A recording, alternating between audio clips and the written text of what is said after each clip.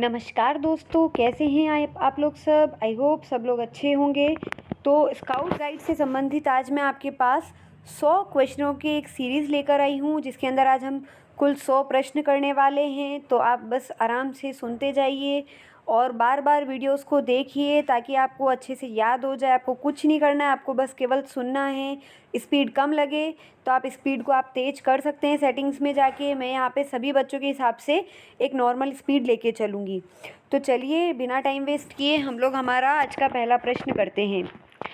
आज का हमारा पहला प्रश्न है, स्काउट प्रवेश बैज किस पॉकेट पर लगाया जाता है। तो ये स्काउट की यूनिफॉर्म से रिलेटेड प्रश्न है। स्काउट प्रवेश बैज जो है वो बाई जेब पर लगाया जाता है। स्काउट कैप का नाम लिखिए। स्काउट कैप का नाम है बैरेट कैप। स्काउट कैप जो होती है, जो सिर पे लगाते हैं, कैप टोपी, उसका क्या नाम है, उसको बोलते हैं बैरेट कैप। शोल्डर स्ट्रिप का नाप लिखिए। शोल्डर स्ट्रिप का नाप कितना होता है, 0.05 सेंटीमीटर लंबी व 1.5 सेंटीमीटर चौड़ी होती है। तो शोल्डर स्ट्रिप का नाप कितना हो गया, 0.05 सेंटीमीटर लंबी व 1.5 सेंटीमीटर चौड़ी होती है। स्काउट बेल्ट का रंग कैसा होता है। प्रश्न संख्या 4, स्काउट बेल्ट का रंग कैसा होता है। ग्रे रंग का नेकलेस बेल्ट होता है। ठीक है, ग्रे रंग का होता है, नेकलेस बेल्ट होता है।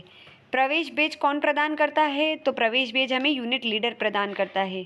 स्काउट गाइड के सिद्धांत लिखिए। स्काउट गाइड के सिद्धांत 3 होते हैं, ईश्वर के प्रति कर्तव्य, दूसरों के प्रति कर्तव्य और स्वयं के प्रति कर्तव्य। विश्व चिंतन दिवस कब मनाया जाता है। आपको पता ही होगा, 22 फरवरी लॉर्ड बैडन पावेल का जन्म दिवस है। ये लेडी बैडन पावेल का जन्म दिवस भी 22 फरवरी को आता है और विश्व चिंतन दिवस भी 22 फरवरी को ही मनाया जाता है। आदर्श ट्रुप या कंपनी में सदस्यों की संख्या होती है 32। एक आदर्श ट्रुप में सदस्यों की संख्या कितनी होगी, 32 होगी। बीपी का पूरा नाम लिखिए। ये क्वेश्चन मैंने आपको पुरानी वीडियो के अंदर भी बताए हैं, रिपीट हैं, इम्पोर्टेंट है, देख लीजिए। नाम अंग्रेजी में है, डरना नहीं है, 2-3 बार पढ़ोगे अपने आप याद हो जाएगा। Lord Robert Stephenson Smith Baden Powell. BP का पूरा नाम क्या है, Lord Robert Stephenson Smith Baden Powell. आप चाहें तो आप भी साथ साथ बोलेंगे तो आपको अच्छे से याद होगा। मन में बोलिए, बोल कर बोलिए, जैसे भी बोलिए, बस आपको एग्जाम में ये याद हो जाना चाहिए। भारत स्काउट व गाइड नवयुवकों के लिए स्वयंसेवी गैर सरकारी शैक्षणिक आंदोलन है। सही बात है, भारत स्काउट गाइड नवयुवकों के लिए एक स्वयंसेवी और गैर सरकारी शैक्षणिक आंदोलन है। स्काउट का आदर्श वाक्य लिखिए। प्रश्न संख्या 11 है हमारा। स्काउट का आदर्श वाक्य है बी प्रिपेयर्ड, यानी तैयार रहो। बीपी ने बायां हाथ मिलाना किससे सीखा। तो बीपी ने बायां हाथ मिलाना सीखा था अशंती कबीले के सरदार प्रम्पे से। ठीक है, अशंती कबीले के सरदार प्रम्पे से बीपी ने बायां हाथ मिलाना सीखा। स्काउट गाइड अपना परिचय और पहचान का गुप्त संकेत क्या है। तो अगर आपको अपना परिचय देना है, पहचान बतानी, इसका गुप्त संकेत क्या होगा, स्काउट चिन्ह द्वारा। स्काउट चिन्ह बनाओगे तो सामने वाला पहचान जाएगा कि ये भी एक स्काउट है, गाइड है, रोवर है या रेंजर है। प्रश्न संख्या 14, निम्न में से स्काउट प्रतिज्ञा लेते समय, दोहरान करते समय कौन सा चिन्ह बनाया जाता है। अभी आपको 4 फोटो दिख रही होगी, पहली, दूसरी, तीसरी, चौथी। तो जब भी आप प्रतिज्ञा लेंगे तो कौन सा चिन्ह बनाएंगे, जो ये तीसरे नंबर का चिन्ह दिख रहा है आपको, ये बनाएंगे हम। ठीक है, तीसरा यहाँ पे सही हो जाएगा। प्रश्न संख्या 15, स्काउट नियम के कितने भाग हैं। आपको पता ही होगा, हमारे 9 नियम होते हैं जो कि आप पढ़ते आ रहे हैं। स्काउट पशु पक्षियों का मित्र और प्रकृति प्रेमी होता है। ये नियम कौन सा है, ये नियम का कौन सा भाग है। नियम 1 होता है, नियम के भाग होते हैं 9। ठीक है, 5वां है, ये कौन सा है, 5वां। स्काउट पशु पक्षियों का मित्र और प्रकृति प्रेमी होता है, ये 5वां नियम का भाग है। प्रश्न संख्या 17, प्रतिज्ञा के कितने भाग होते हैं। 3 होते हैं। आपको याद ही होगी, नियम, प्रतिज्ञा, प्रार्थना, ये सब आपको याद होंगे, तो आप ये क्वेश्चन आसानी से कर पा रहे होंगे। साहस व्यक्ति की ढाल है, साहस व्यक्ति खतरों का साहस से सामना करता है। उक्त पंक्तियों में स्काउट के कौन से नियम को दर्शाती है। जो 7वां नियम होता है हमारा, स्काउट साहसी होता है, ये उसी नियम को दर्शा रहा है। स्काउट का 9वां नियम लिखिए। 9वां नियम क्या है, स्काउट मन, वचन और कर्म से शुद्ध होता है। ये स्काउट का 9वां नियम है। स्काउट मन, वचन और कर्म से शुद्ध होता है। प्रश्न संख्या 20, राष्ट्रगान के लेखक का नाम लिखिए। तो ये तो बहुत ही बेसिक क्वेश्चन है, हम सबको पता होना चाहिए। हमारे राष्ट्रगान के लेखक हैं श्री रविंद्रनाथ टैगोर। कौन है? श्री रविंद्रनाथ टैगोर। और राष्ट्रगान कितने समय में गाया जाता है? राष्ट्रगान गाया जाता है 48 से 52 सेकंड में। 48 से 52 सेकंड में। जन गण मन को राष्ट्रगान कब स्वीकारा गया? तो 24 जनवरी 1950 को संविधान सभा में जन गण मन को राष्ट्रगान स्वीकार किया गया था। याद रखिए, इम्पोर्टेंट है, 24 जनवरी 1950 को संविधान सभा में। राष्ट्रगान जन गण मन को पहली बार कब गाया गया? पहली बार गाया कब गया था? स्वीकार किया गया इसको, राष्ट्रगान को, 24 जनवरी 1950 को। लेकिन पहली बार गाया कब गया था? ये पहली बार गाया गया था 27 दिसंबर 1911 में कांग्रेस के कलकत्ता अधिवेशन में। 27 दिसंबर 1911 कांग्रेस के कलकत्ता अधिवेशन में पहली बार राष्ट्रगान को गाया गया। राष्ट्रगान में जय शब्द कितनी बार आता है? अपन बोलते हैं तो राष्ट्रगान में जय शब्द कितनी बार आता है? 10 बार आता है। आप चाहिए तो आप आराम से बाद में काउंट कर लीजिएगा। फिर स्काउट गाइड प्रार्थना जो है हमारी दया कर दान भक्ति का, इसके रचयिता कौन है? इसके रचयिता हैं श्री वीरदेव वीर। कंफ्यूज नहीं होना है। राष्ट्रगान के रचयिता रविंद्रनाथ टैगोर। स्काउट गाइड प्रार्थना के रचयिता कौन है? श्री वीरदेव वीर। और राष्ट्रगान को कितने समय में गाया जाता है? 48 से 52 सेकंड। यही प्रार्थना को कितने समय में गाया जाता है? तो 90 सेकंड में गाया जाता है। रिक्त स्थान की पूर्ति कीजिए। तो ये आपको पता ही है, ये हमारी प्रार्थना से ली हुई पंक्तियाँ हैं। बहा दो प्रेम की गंगा, दिलों में प्रेम का सागर। ठीक है, तो आप इसको आराम से कर लीजिएगा। प्रश्न संख्या 28, प्रार्थना में वतन शब्द कितनी बार आता है? वतन शब्द आता है 3 बार। वतन के वास्ते जीना, वतन के वास्ते मरना, वतन पर जा फिदा करना, प्रभु हमको सिखा देना।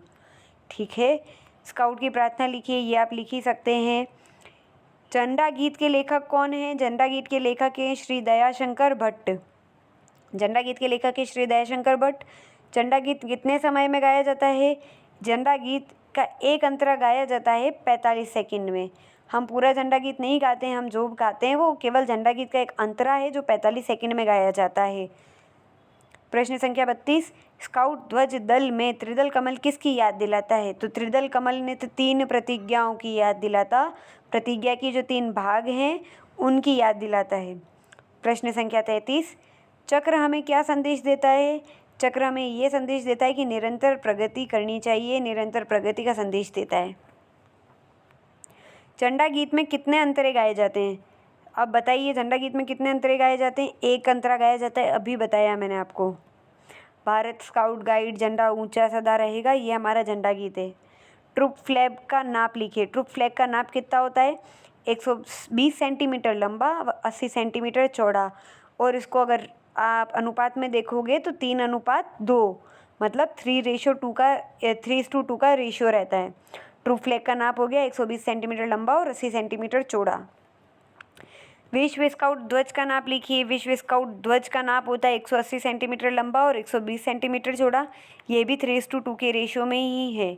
ठीक है, अगर कंफ्यूज नहीं होना है, ट्रूप फ्लैग का नाप पूछ ले तो 120 सेंटीमीटर लंबा और 80 सेंटीमीटर चौड़ा है। ये विश्व स्काउट ध्वज का नाप पूछ ले तो 180 सेंटीमीटर लंबा और 120 सेंटीमीटर चौड़ा है। भारत स्काउट गाइड झंडे का नीला रंग किसका प्रतीक है? जो नीला रंग होता है, नीला रंग संगठन की विश्व व्यापकता का प्रतीक है। संगठन की विश्व व्यापकता का प्रतीक है। राष्ट्र ध्वज को कब स्वीकार किया गया? राष्ट्र ध्वज को 22 जुलाई 1947 को स्वीकार किया गया।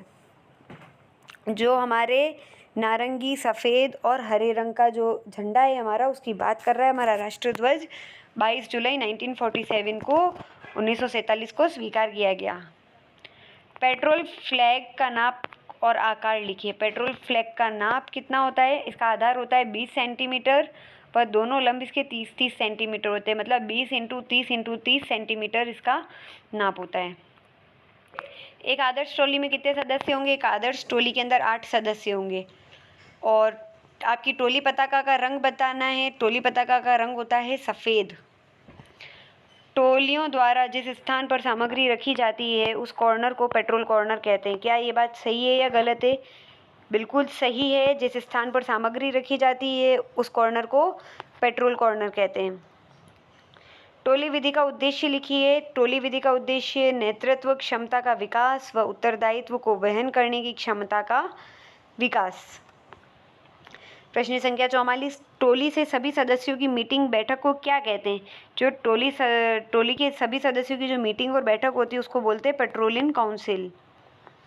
टोली विधि का अनिवार्य व अभिन्न अंग क्या है? तो महासभा या फिर ट्रुप मीटिंग। जो अभिन्न अंग होता है वो ये महासभा होती है या फिर ट्रुप मीटिंग, इसकी अनिवार्य अंग है। महासभा की अध्यक्षता कौन करता है? इम्पोर्टेंट है। महासभा की अध्यक्षता कंपनी लीडर या फिर हमारा ट्रुप लीडर करता है। प्रश्न संख्या 47, हाइक की स्वीकृति कौन प्रदान करता है? हाइक की स्वीकृति महासभा प्रदान करती है। महासभा की कार्यवाही किसके द्वारा लिखी जाती है? महासभा की कार्यवाही सचिव द्वारा लिखी जाती है। स्वीकृति कौन देगा? महासभा। लेकिन अगर पूछ ले महासभा की कार्यवाही किसके द्वारा लिखी जाएगी? सचिव के द्वारा। महासभा में यूनिट लीडर की क्या भूमिका या कार्य होता है? तो यूनिट लीडर क्या करता है? सलाहकार या मार्गदर्शक के रूप में कार्य करता है।